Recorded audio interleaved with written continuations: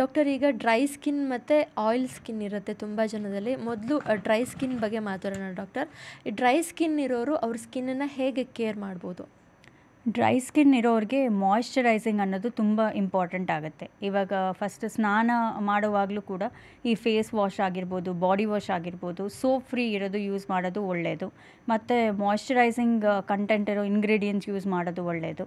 ಮತ್ತು ಇದು ಸ್ನಾನ ಮಾಡುವಾಗ ಕೂಡ ಉಗುರು ಬೆಚ್ಚನ ನೀರು ಸ್ನಾನ ಮಾಡೋದು ಒಳ್ಳೆಯದು. ಇಲ್ಲಾಂದರೆ ತುಂಬ ಬಿಸಿ ನೀರಲ್ಲಿ ಸ್ನಾನ ಮಾಡೋದ್ರಿಂದ ಡ್ರೈನೆಸ್ ಹೆಚ್ಚಾಗುತ್ತೆ. ಅದರಿಂದ ಇಚ್ಚಿಂಗ್, ಇರಿಟೇಷನ್ ಎಲ್ಲನೂ ಆಗ್ಬೋದು. ಎಸ್ಪೆಷಲಿ ಚಳಿಗಾಲದಲ್ಲಿ ಈ ಡ್ರೈನೆಸ್, ಇರಿಟೇಷನಿಂದ ತುಂಬ ಇಚ್ಚಿಂಗ್ ಎಲ್ಲ ಆಗಿ ರ್ಯಾಷಸ್ ಕೂಡ ಬರೋ ಸಾಧ್ಯತೆ ಇರುತ್ತೆ.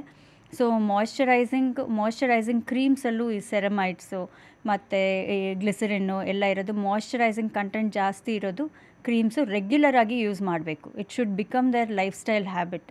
ಸೊ ಪ್ರತಿನಿತ್ಯ ಅವರು ಒಂದು ಟೈಮ್ ಇಟ್ಕೊಂಡು ಸ್ನಾನ ಆಗಿದ ತಕ್ಷಣ ಒಂದು ಮಾಯ್ಶ್ಚರೈಸರ್ ಅಪ್ಲೈ ಮಾಡೋದು, ಮತ್ತು ಮಿಡ್ ಈವ್ನಿಂಗ್ ಒಂದು ಸಲ, ಮತ್ತು ಬೆಡ್ ಟೈಮಲ್ಲಿ ಮಾಯ್ಶ್ಚರೈಸಿಂಗ್ ಮಾಡ್ಕೊಳ್ಳೋದು ತುಂಬ ಇಂಪಾರ್ಟೆಂಟ್.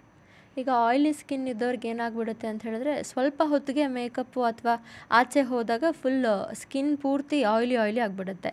ಈ ಆಯಿಲ್ ಸ್ಕಿನ್ ಇದ್ದವರು ಯಾವ ರೀತಿಯಾಗಿ ಕೇರ್ ಮಾಡಬೇಕು ಡಾಕ್ಟರ್?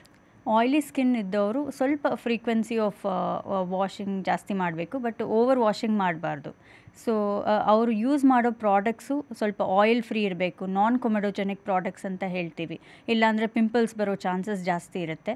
ಮತ್ತು ಈ ಸ್ಕ್ರಬ್ಬು ಯೂಸ್ ಮಾಡ್ಬೋದು. ಆಯಿಲಿ ಸ್ಕಿನ್ ಇರೋರು ಒನ್ಸ್ ಅ ವೀಕ್ ಸ್ಕ್ರಬ್ ಮಾಡ್ಬೋದು, ಆದರೆ ತುಂಬ ಹಾರ್ಶ್ ಆಗಿ ಸ್ಕ್ರಬ್ ಮಾಡಬಾರ್ದು.